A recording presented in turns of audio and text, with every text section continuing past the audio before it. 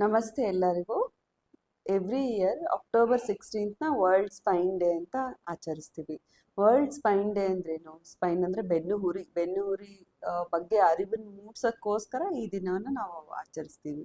So ಈ ವರ್ಷದ theme invest in your spine, ಅಂದರೆ ನಿಮ್ಮ ಬೆನ್ನುಹುರಿ ಬಗ್ಗೆ ನೀವು ಗಮನ ಕೊಡಿ, ನಿಮ್ಮ ಟೈಮ್ನ ಅದರಲ್ಲಿ ಇನ್ವೆಸ್ಟ್ ಮಾಡಿ.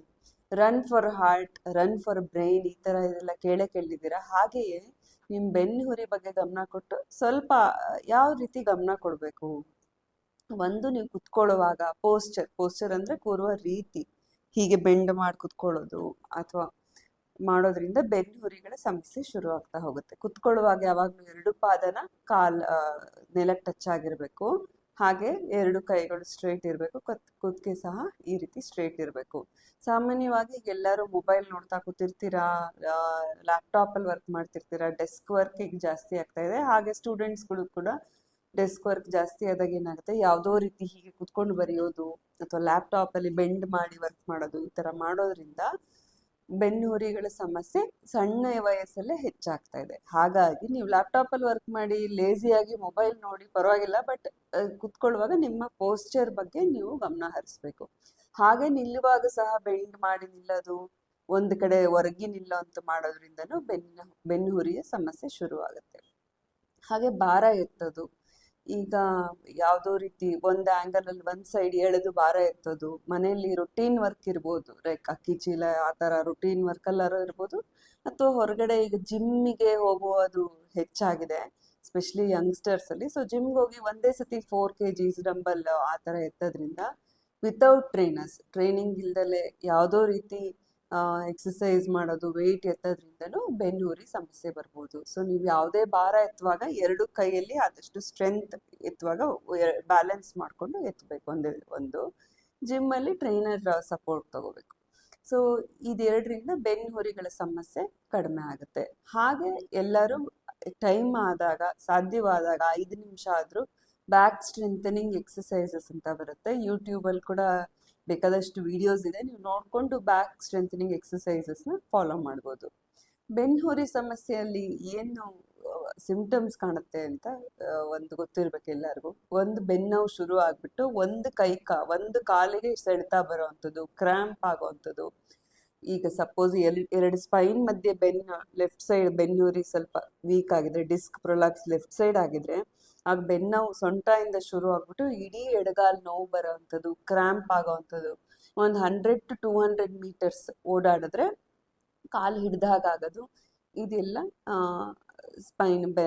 ಲೆಫ್ಟ್ ಸೈಡ್ ಸ್ಪೈನಲ್ ಕಾರ್ಡ್ ಅಥವಾ L5 ಡಿಸ್ಕ್ ಪ್ರೊಲಾಪ್ಸ್ ಸಮಸ್ಯೆಗಳು. ಸೊ ಇದಿದ್ದಾಗ ಏನು ಮಾಡ್ಬೇಕು, ನಾವು ಹತ್ತಿರ ಇರೋ ನ್ಯೂರಾಲಜಿಸ್ಟ್ ಇಲ್ಲ ನ್ಯೂರೋಸರ್ಜನ್ನ ಕನ್ಸಲ್ಟ್ ಮಾಡಿದ್ರೆ ನಾವು ಕ್ಲಿನಿಕಲಿ ಅಸೆಸ್ ಮಾಡಿ MRI ಮಾಡಿಸ್ತೀವಿ. ಯೂಶಲಿ MRI ಡಯಾಗ್ನೋಸ್ಟಿಕ್ ಮೊಡಾಲಿಟಿ ಅಂತ ಹೇಳ್ತೀವಿ. ಎಕ್ಸ್ರೇ ಅಲ್ಲಿ ಬರೀ ಮೂಳೆಗಳು ಕಾಣುತ್ತೆ ವಿನಃ ಎಷ್ಟು ಮಟ್ಟಿಗೆ ಡಿಸ್ಕ್ ಹೊರಗೆ ಬಂದಿದೆ ಅಂತ ಗೊತ್ತಾಗೋದಿಲ್ಲ. CT ಸ್ಕ್ಯಾನಲ್ಲೂ ಅಷ್ಟೇ, ಬರೀ ಬೋನ್ಸ್ ಕಾಣುತ್ತೆ. ಸೊ MRI ಮಾಡಿಸ್ಬೇಕು. ಮೈಲ್ಡ್ ಇಲ್ಲ ಮಾಡ್ರೇಟ್ ಇದ್ದರೆ ಬರೀ ಟ್ಯಾಬ್ಲೆಟ್ಸ್ ಕೊಡ್ತೀವಿ, ಪೇನ್ ಕಿಲ್ಲರ್ಸ್ ಕೊಡ್ತೀವಿ, ಹಾಗೆ ಸ್ವಲ್ಪ ಫಿಸಿಯೋಥೆರಪಿ ಮತ್ತು ಬ್ಯಾಕ್ ಎಕ್ಸಸೈಸಸ್ನ ಹೇಳ್ಕೊಡ್ತೀವಿ ನಿಮಗೆ. ಹಾಗೆ ನಾನು ಹೇಳಿದಾಗ ರೊಟೀನ್ ನಿಮ್ಮದು ಪೋಸ್ಚರ್ ಸರಿ ಮಾಡ್ಕೊಳ್ಳೋದು ಅವೆಲ್ಲ ಟ್ರೈನ್ ಮಾಡ್ತಾರೆ ಫಿಸಿಯೋಥೆರಪಿಸ್ಟ್. ಅದೇ ಸಿವಿಯರ್ ಬ್ಯಾಕ್ ಪೇನ್ ಇದೆ, ಸಿವಿಯರ್ ಡಿಸ್ಕ್ ಪ್ರೊಲಾಪ್ಸ್ ಇದೆ ಅನ್ನುವಾಗ ನ್ಯೂರೋಸರ್ಜನ್ ಅಂದರೆ ನರಶಸ್ತ್ರಚಿಕಿತ್ಸೆಯವರು ಸಣ್ಣ ಸರ್ಜರಿ ಮಾಡಿ ಅದಕ್ಕೆ ನಿಮಗೆ ಹೆಲ್ಪ್ ಮಾಡ್ತಾರೆ. ಈ ರೀತಿ ಬೆನ್ನುಹುರಿಯ ಸಮಸ್ಯೆ ಇರುತ್ತೆ. ಕೆಲವರಿಗೆ ಬೆನ್ನುಹುರಿ ಸಮಸ್ಯೆ ಬಂದಾಗ ಆ ಪರ್ಟಿಕ್ಯುಲರ್ ಡರ್ಮಟೋಮ್ ಕಡೆ ಕಾಲು ಕಾಲು ಜೋಮ್ ಇರ್ಬೋದು. ಹಾಗೆ ಬರೀ ಬೆನ್ನುಹುರಿ ಅಂದರೆ ಕುತ್ತಿಗೆ ಭಾಗದ ಪೋಸ್ಚರ್ ಕೂಡ ಸ್ವಲ್ಪ ಇಂಪಾರ್ಟೆಂಟು. ಹೀಗೆ ಬೆಂಡ್ ಮಾಡೇ ಇದ್ದರೆ ಕುತ್ತಿಗೆ ನೋವು ಕೂಡ ಶುರುವಾಗ್ಬೋದು. ಹಾಗಾಗಿ ಅದ್ರ ಕಡೆ ಕೂಡ ನೀವು ಗಮನ ಹರಿಸ್ಬೇಕು.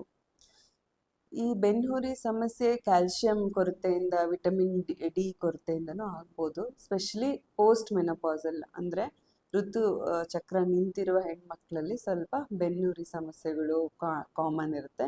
ಸೊ ಈ ಥರದವ್ರಿಗೆ ಕ್ಯಾಲ್ಶಿಯಮ್ ಮತ್ತು ವಿಟಮಿನ್ ಡಿ ಮಾತ್ರೆಗಳನ್ನ ನಾವು ಕೊಡ್ತೀವಿ, ಸಪ್ಲಿಮೆಂಟೇಷನ್ ಕೂಡ ಕೊಡ್ತೀವಿ. ಮತ್ತು ಬೆನ್ನುಹುರಿ ಈ ಸಮಸ್ಯೆ ಇವನ್ ಯಂಗ್ಸ್ಟರ್ಸರು 2 ವೀಲರ್ ಓಡಿಸುವಾಗ ಅಥವಾ ಎನಿಬಡಿ 2 ವೀಲರ್ ಓಡಿಸುವಾಗ ಹೇಗೋ ಡ್ರೈವ್ ಮಾಡೋದು, ಗುಂಡಿ ಹಾರಿಸೋದು, ಹಂಪ್ ಹಾರಿಸೋದು, ಈ ರೀತಿ ಮಾಡೋದ್ರಿಂದ ಬೆನ್ನುಹುರಿ ಸಮಸ್ಯೆಗಳು ಹೆಚ್ಚಾಗುತ್ತೆ. ಸೊ ಹಾಗಾಗಿ ಈ ವರ್ಲ್ಡ್ ಸ್ಪೈನ್ ಡೇ ದಿವಸ ಏನು ಹೇಳ್ತೀನಿ, ಇನ್ವೆಸ್ಟ್ ಇನ್ ಯುವರ್ ಸ್ಪೈನ್. ನಿಮ್ಮ ಬೆನ್ನುಹುರಿ ಕಡೆಗೆ ನೀವು ಗಮನ ಕೊಡಿ, ಪೋಸ್ಚರ್ ಕರೆಕ್ಟಾಗಿ ಇಟ್ಕೊಳ್ಳಿ, ಅದಕ್ಕೆ ಸಂಬಂಧಪಟ್ಟ ಹಾಗೆ ಎಕ್ಸಸೈಸಸ್ ಮಾಡಿ. ಯಾವಾಗಾದರೂ ಸಮಸ್ಯೆ ಕಂಡು ಬಂದಲ್ಲಿ ಇಮಿಡಿಯೇಟ್ಲಿ ನರದ ವಿಭಾಗಕ್ಕೆ ಬಂದು ತೋರಿಸಿ. ನಾನು ಡಾಕ್ಟರ್ ರಚಿತಾ ಪತ್ರೆ, ಎಸ್ ಎಸ್ ನಾರಾಯಣ ಹೆಲ್ತ್ ಸೆಂಟ್ರಲ್ಲಿ ನರರೋಗ ತಜ್ಞರಾಗಿ ಕೆಲಸ ಮಾಡ್ತಾ ಇದ್ದೀನಿ. Thank you.